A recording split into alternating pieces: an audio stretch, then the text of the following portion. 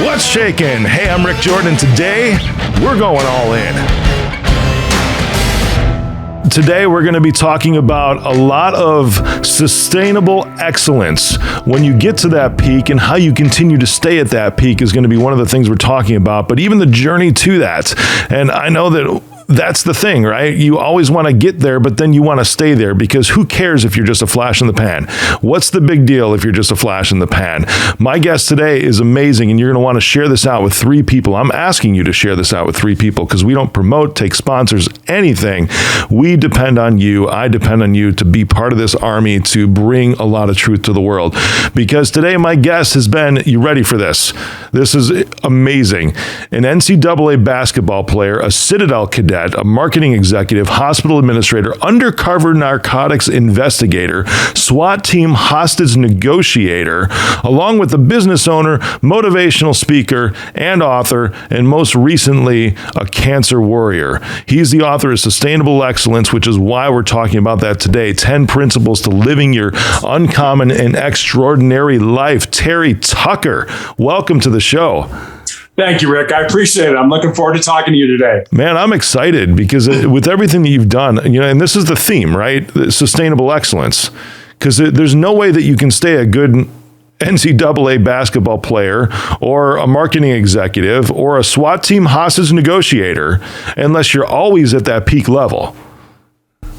Oh, absolutely. I mean, that's I look at my resume sometimes and think one of these days I'm going to figure out what I'm going to do when I grow up. But on the other hand, I've been extremely fortunate to work in some, that marketing job was at Wendy's and their corporate headquarters, in the heyday of kind of fast food and things like that. Hospital administration. I worked for a very young CEO that went on to become the president and CEO of Henry Ford Health Systems. Wow. My basketball coaches in college were, guys that were my coach, the head coach, is the only person to coach 3 NCAA Division I schools and be the athletic director of those schools. So I've been very fortunate in the people that I've been able to surround myself with. That's incredible, man. And when you're talking, you were the market. I immediately thought, what was it? Where's the beef or something like that? Yeah, was one Clara Peller. Where's the beef? Exactly. That's when you were with Wendy's? That's when I was with Wendy's, yeah. That's awesome, man.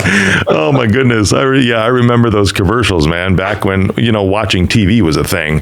Now it's streaming and this is a squirrel to chase, but it's interesting because I think I'm still paying less than cable. I just don't have the annoying commercials now, even though I have like 18 different streaming services, between Netflix, Disney Plus, HBO, all the things that are out there. But yeah, absolutely. Man, that was one of the best things, and I think people still watch the Super Bowls for commercials these days, or even just for commercials, and that was one of the best, man. Was that your brainchild, the Where's the Beef? I wish it was my brainchild. You think about, Clara Peller, the woman who used those lines, was like an 86-year-old former beauty operator, a hairstylist who all of a sudden rose to fame, in the very late part of her life. So you keep hitting the wall. Eventually, you're going to break through. I'd love to have her on the show and see, because you've got 18 things listed out that you've done. I wonder if she would be like, "Where's the beef lady?" or something. Yeah, exactly. Yeah. That's hilarious, man. Unfortunately, she's no longer with us, but that's okay. Yeah, for sure. Oh, I'm sorry. Wow. I didn't know that. So, I guess that would be the case because that was back in the 80s, wasn't it? Yeah, exactly. Yeah, wow. I didn't do the math in my head right there. That's okay. Yeah, it was absolutely incredible. Well, anyways, it's an homage then. Exactly. Because it was absolutely incredible. With everything that you've been through, because even in marketing, because marketing is constantly changing, business is constantly changing. Even take a look at this past year and a half could you imagine yourself still as a hospital administrator over the past year and a half?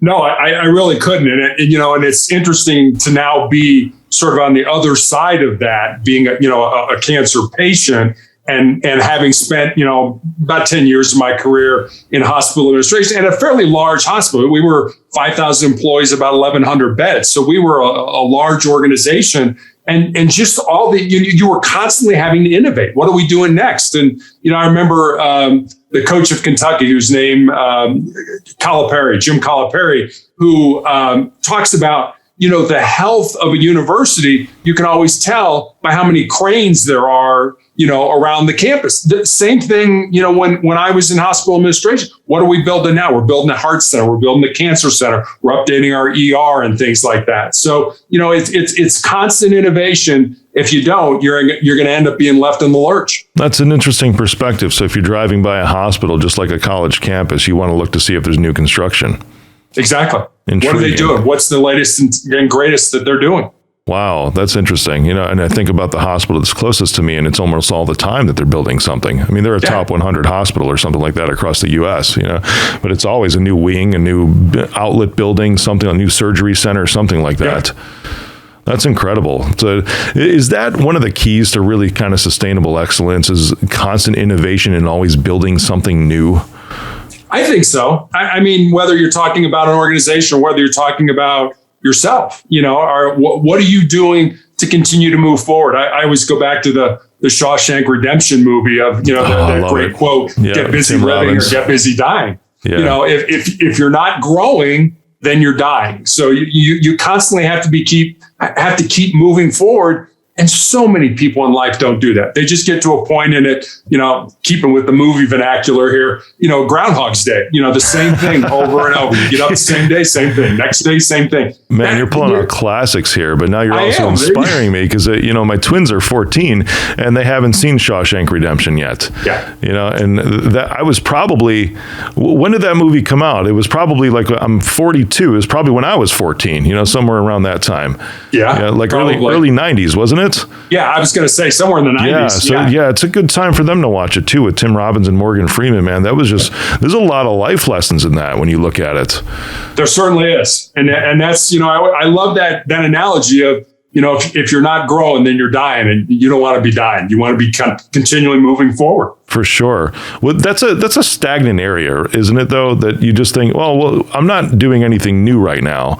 I'm just maintaining. I've heard that concept, too. But I would think that maintenance in some way, if that's the only thing you're doing, kind of clashes with sustainable excellence.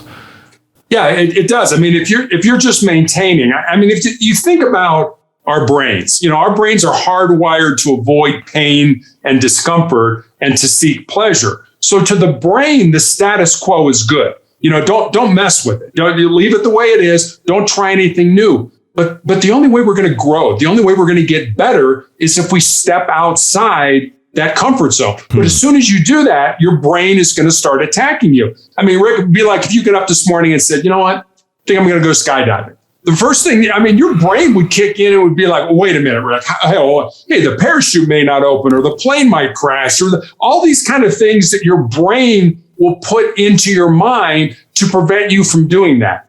But again, the only way you're going to grow, the only way you're going to get better is if you step outside that comfort zone. And I always tell people, you need to do one thing every single day that makes you uncomfortable, that makes you nervous, that potentially could be embarrassing for you. Because if you do that, when the really big things in life come around, you're going to be able to handle those. You're going to have the attitude. You're going to have everything you need inside you to make sure that you conquer whatever is in front of you. That's interesting because I think back in my life and I can't really think of any scenario to where I've been comfortable where I'm at. And is there a place, and this is a deep question for you, is there a place where you can go too far in constantly trying to reinvent and innovate yourself? Is there a threshold there to where it crosses to being unhealthy? That's a great question. I've never thought about it that way. I'm sure there probably is. We always talk about, pushing the limits and things like that. But we're human beings. There's a point in time where your body just can't do anymore, whether it's age or disease or whatever that is. But that is so far down the road. I recall a study I read about back in the 1950s that was done at Johns Hopkins, where a professor took rats and he put them in a tank of water that was over their head. And he wanted to see how long they could tread water. And so he puts them all in the water, and the average rat was about 15 minutes. And just as the rats were getting ready to drown, he reached in, pulled them out, dried them off, and let them rest for a while, and then put them back in that same tank of water. And the second time around, on average, the rats treaded water for 60 hours. Wow. Think about that. 15 minutes the first time. This is the best I can do. Now I'm going to drown. Second time, 60 hours, which tells me two things. One, the power of hope in our lives, that we always have to be hoping for something better, that there's always something on the other side of whatever pain we're going through. And two, how much more our bodies can give to ourselves than we ever thought that they could do. You know, the Navy SEALs talk about their 40% rule, which kind of dovetails with this story that, you know, if you're at the end of your rope, you can't do another push-up or run another lap or, you know, or swim another mile. You're only at 40% of your maximum, and you still have 60% left to give to yourself. So if you ever get to that point where you think, oh, I can't go on, trust me, your body can do a whole lot more than you think it can. Man, that's incredible. That's just encouraging too, because you think about those individuals who may be feeling like they're up against a wall, you know, almost like there's no way out, but they've already had, you know, maybe even just super recently, just an experience to where it almost broke them, like that rat, right? To where they've almost broken, but then all of a sudden they get past that scenario, you know, to where they felt like they would have lost their mind or lost, you know, maybe even physical harm or something like that, you know, drowning, just like the rats. And then it comes to the point to where it's like that one moment is over. And it's like, wow, I survived that. That means that whatever I have to do now, I sure as hell am going to get through that. It doesn't matter the amount of time or endurance that it can take because I just survived something pretty horrible. Right. Yeah, exactly. And that's, you know, I've always said everything we need to be successful in life is already inside us. We just need to find it, pull it out, and use it to our advantage. And so I'm amazed. I mean, I've had a 9-year battle with cancer where I've had my foot amputated, and last year I had my leg amputated. And, you know, I had a nurse recently ask me, you know, what was that like? And you know, and it was terrible. I mean, I'm not going to sit here and tell you it was, you know, it was great. But I recall back to, and I believe it was, again, we'll go back to the 90s. Let's go a little nostalgia again. You know, back to the 90s when Jim Valvano, the coach of North Carolina State, won that award at the ESPYs, the ESPN Entertainment Awards, for courage as he was dying with cancer. And I remember him saying, you know, cancer can take all my physical faculties, but cancer can't touch my mind, it can't touch my heart, and it can't touch my soul. I didn't understand that back in the early 1990s. I understand that today. You know, losing my foot, losing my leg, you know, I sort of joke with my orthopedic surgeon that you're sort of piecemealing me to hell, one body part at a time. You know, it's like, here's a foot, here's a leg, here you go, you know. But it really is true that this is not who we are. You know, this physical body is just a house or a vessel or whatever you want to call it. Our hearts, our minds, our souls, that's who we really are. And those are the things that we should nurture. Those are the things that we should grow and develop, because if we do that, we can do anything we set our minds to. Yeah. So what are some very applicable principles to that? Because you and I mean, we're talking, you know, we've had some hard-hitting questions already, but we're kind of talking about just sort of, if I put myself in the shoes of someone who's listening right now, and they're probably thinking, wow, Rick and Terry, you guys, that sounds wonderful, but what do I do today? And I'm sure you probably get into this in your book, right? With your 10 principles to living uncommon and extraordinary. It's like, how do I start that to actually make that real? Because right now it sounds great, but how does that become real? I guess even before I get to the principles, let me give you what I've come to know for me as my 4 truths. And these are just things that are like the bedrock of my soul that I know, that I've learned over this 9-year battle with cancer. And I have them on a Post-it note here in my office. I see them every day, multiple times. Love that, They're just one sentence each. Yeah. And I'll give those to you. Number 1 is you need to control your mind, or your mind is going to control you. You know, you can't tell this from looking at me, but I'm 6'8" tall. And I played college basketball at the Citadel in Charleston, South Carolina. But when I was 15 years old, I had a couple knee surgeries that were pretty severe. And I remember when I went back playing, my mind was putting all these negative thoughts in my brain. It's like, you know what? You're probably a step slower, or college coaches aren't going to want to recruit you to play. And I'm like, wait a minute, I'm still playing at an elite level, and coaches are still contacting me about playing for their universities. So I had to switch that narrative into, no, wait a minute, there's something positive on that side. And if you think about it, we get 60 to 70,000 thoughts in our brains every single day. Yeah, we do. How can we find those negative thoughts and flip them? It's not easy, and it's not going to happen overnight. But if you think about it, your mind can hold one thought at a time. Why would you want to make that a negative thought? So that's the first one. The second one, second truth is we need to embrace the pain and the difficulty that we all experience in life, and use it to make you a stronger and more determined individual. Pain is inevitable. We're all going to experience pain in our lives. And it doesn't have to be, cancer pain like mine. It could be you flunk a test at school, or break up with your boyfriend or your girlfriend, or, don't get the promotion at work that you think you deserve. Pain is inevitable. Suffering, on the other hand, suffering is optional. Suffering is what you do with that pain. Do you take it and use it to make you a stronger and tougher and more determined individual?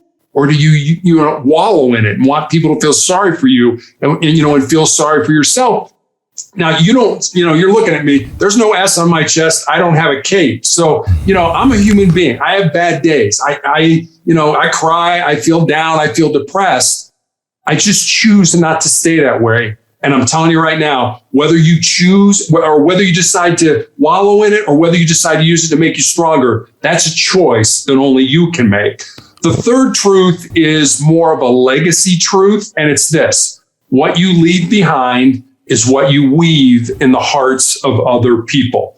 And I just put that in there because I think it's important for all of us to think about the end game in our life. What would our ancestors say about the lives that we live? What are people going to say about you at your funeral? So I think that's something we all need to consider at some point in our life, because inevitably we're all going to die. So problem is, everybody dies. Not everybody really lives.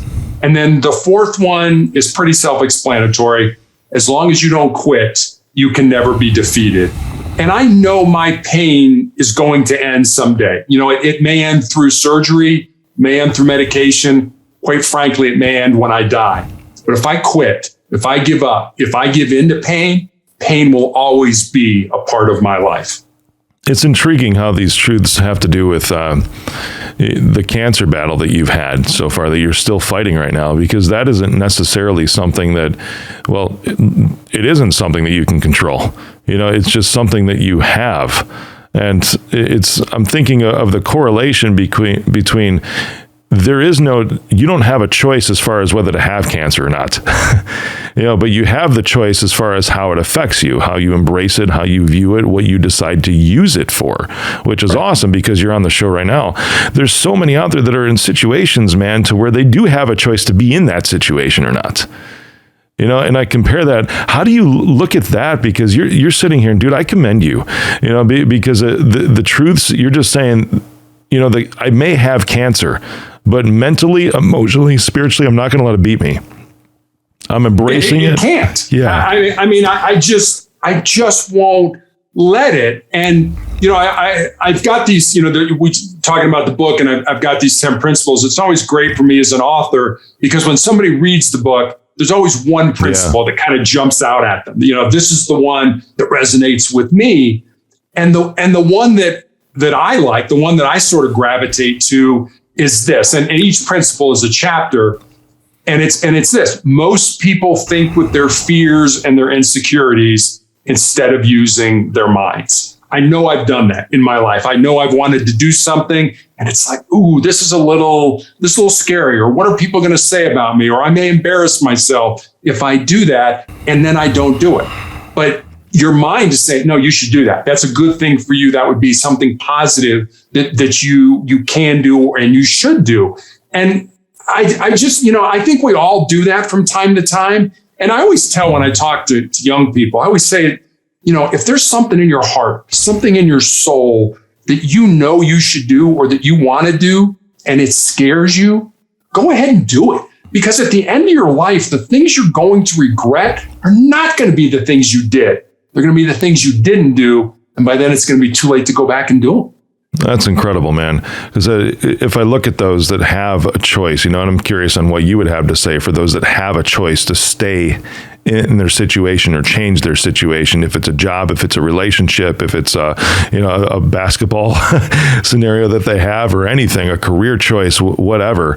And it's almost, and this is just like straight truth right now, because again, you don't have choice for the cancer that you have, but it's almost like if that person is making a choice to stay in that situation, then they're almost saying, hey, like, I want cancer, chop off my leg. Whereas you are choosing, even in the midst of not having a choice, dude, you are choosing to live, which is absolutely incredible versus somebody else that doesn't have that situation where they do have the choice and yet they're still choosing to die. It's an interesting comparison here, because I love how you are saying, who cares about this thing that I didn't have control over? You're still going through life and you're using it now, man, to help inspire other people. Your heart is incredible. I mean, it's like I see you and almost see into you right now too, and just see like this thing that's like big and red and pounding hard, man, because you want to see. It sounds like a passion of yours as young people too, is it? It is. I spend a lot of time, I used to before COVID, talking with young people and things like that. And we get into all kinds of issues with, body image and suicide and bullying and, all the ugly parts of it. But there's a Native American Blackfoot proverb that I heard years ago that I love that I'd like to pass on to you and your audience. And it goes like this. When you were born, you cried and the world rejoiced. Live your life. And this is the important part. Live your life. It's kind of like what you're saying. Live your life in such a way so that when you die, the world cries and you rejoice. That's what I want for me. That's what I want for my life. Death is not so scary for me because I found my purpose in life and I lived it. And, again, we talk a lot about, your purpose is your job. Well, your purpose doesn't have to be your job. Your job could be over here. It's what you do to pay the bills, but your purpose is to write or to paint or to volunteer or whatever your purpose in life is. But it's important that you search for that purpose with an open heart, because I think if you do, eventually you're going to find it. And when you do, you're going to be so much more fulfilled. For sure, man. I love your approach on these things. There's so much that applies to this too with what you've done. I almost feel like we might need a second episode at some point to talk about the undercover narcotics investigator and SWAT team hostage negotiator too. But those young people, and if we want to call them young people, my favorite age demographic is ages 18 to 24, right in there. And I've always looked at it this way because it's almost like when you're teen still, you still have rules and laws that are imposed upon you by society, not to mention that you're still living with your parents. For, 99.99% of kids in that age are still living with their parents or a guardian, whatever it is. And they still have this societal checks and balances system that exists. But then you get to where you're 18 and all of a sudden you graduate from high school and you're expected to figure out the rest of your whole life in a matter of about 3 months and make all these choices and decisions to where you're setting up the next 50 years of what you're going to do. And I've always said, who cares? Slow down, live a little bit, because these choices in life, they're hard choices, and listen to guys like Terry right here, because dude, you've been through a lot of stuff, man, and there's some amazing choices that you've made and probably some mistakes along the way, I would venture to say, otherwise you wouldn't be the guy that you are today. But I love this age group because there's so much pressure that's put on this age group, and there's so much that society expects them to figure out pretty much overnight. What do you say to them, with these pressures that they have? Yeah, I believe it or not, I know I'm old, but I was that age at one time. And, I remember, I went to, live with my parents, and then here I go, I get a college scholarship to go from Chicago to Charleston, South Carolina to play basketball at the Citadel. Anyway, you're from Chicago. I am from Chicago. That's right. at the time, the Citadel was an all-male military college. Yeah. And I mean, I'd had 3 knee surgeries in high school. Here I am, doing all this marching and all this kind of stuff. And eventually I got to the point where it was like, no, I'm done. Yeah. I'm going to quit. Yeah. I'd never quit anything in my life. I am literally walking over to the field house to tell the coaches I'm leaving. I'm giving up a full scholarship to college because I'm so in my head. And I thought, you know what? I'm going to stop at the student union to see if I got an email. And I had a 7-page handwritten letter from my father. Father had never written me a letter in my life, basically saying how, I take this letter and I go up literally to the nosebleed seats, in the field house. And I'm sitting there and I rip it open and I start reading. And my dad is, we're so proud of you. I love you. You've overcome all this knee surgeries, blah, blah, blah. And then he kind of hits me in the face. He's like, you've called home 7 times since you've been down there. And not once have you asked about how anybody at home is doing. Not your girlfriend, not your mom, not myself, your brothers, nobody. You are so in your head that you can't see the big picture here. Yeah. You can do this. And literally, I'm up in the nosebleeds. I'm crying like a baby reading this letter. And, it's kind of like what you just said. Yeah. For the first time in my life, I had to make a decision. I could walk 50 feet down to the coach's office and quit, or I could dry my eyes and go back and try to, do the best I could for the next 4 years and graduate from college. And I was the first person in my family to go to college. So, there was so much more pressure put on there as well. And that was the first time in my life that I'm like, this is an adult decision and I have to make it. And back then there were no, let's take a gap year or something like that. It was bang, bang, right bang, into bang, it. bang. Yeah, right on. Yep. And so I just think kids today, again, it goes back to, there's a lot of pressure on you. But I'm telling you right now, you can handle that pressure if your priorities are in the right place. And, again, I always go back to what team sports taught me. Team sports taught me to be part of something bigger than myself. And, you knew if you didn't do your job, not only were you letting yourself down, you're letting your other teammates down, your coaches down, your fans down, your parents down. And if you think about it, the biggest team game we all play is this game of life. And, in this attitude of what's in it for me, that's the wrong thing to be asking. It's not about you. It's, about you gets us nowhere. Us together, we can do anything we set our minds to. I love that, brother. I'm with you on that. I played baseball for 9 years, and you bring it full circle back to Wendy's. My first job was McDonald's, too. Talk about a team sport. Trying to pump out all those burgers, man. It was incredible. But I appreciate your attitude towards the next leaders of our generation.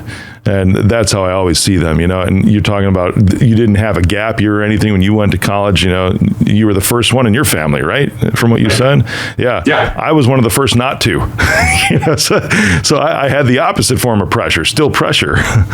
Yeah. But, I look at it now there's a lot of pressure. Our daughter is a graduate of the Air Force Academy and is a lieutenant in the new branch of the military, the Space Force. Oh, that's awesome. And, there was this pressure on the kids at her school that, you've got to go to college. You've got to do all this. It's like, you don't have to go to college. Maybe you're good at a skilled trade. Maybe you're great at an electrician or a plumber or something like that.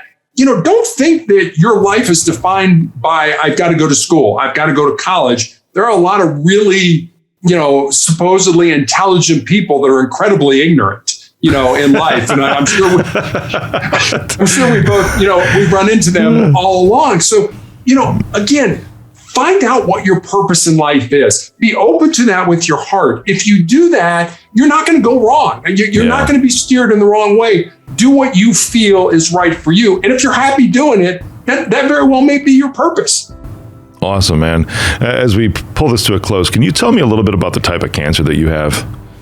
I have a rare form of melanoma that appears on the palms of the hands or the bottom of the feet. There's about 5,800 people or so in the U.S. that get this form of cancer every year. So it's really incredibly rare.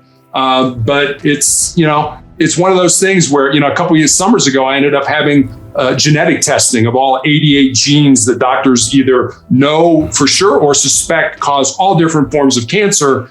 And I have no mutations in any of my genes. which begs the question, why? Yeah. And my doctor can't tell me why. So I don't spend a lot of time worrying about the why. I just have to live with it and do the best I can. Dude, that's a good life principle too, isn't it? Because this whole why question too, when it comes to bad things in your life, the why, I remember Simon Sinek, right? Determining what the why is in your life. And I think that's important, but that's going forward in life. When you're looking in retrospect and asking the why, it's almost like this innate thing that we have as humans to try to find closure. Or to find blame. Yeah. Oh my God. We're always trying to blame. Let's blame our parents or bring in the fire. Yep. Yeah. Or our teachers or our status in life. Yeah. The world owes us nothing. If you want something in life, go out and find it and go get it. Dude, that's amazing. I really appreciate you being on today, Terry, because this has been a super fun conversation and just incredible. And I hope we do have a demographic that's in the 20s. That's pretty much our biggest demographic. So everyone listening, go to Terry's website at motivationalcheck.com and see everything that he has, because he's got an amazing book and you've heard him today. Just absolutely incredible human. My man, Terry, thank you for being on, brother. Rick, thanks for having me on. I really appreciate it.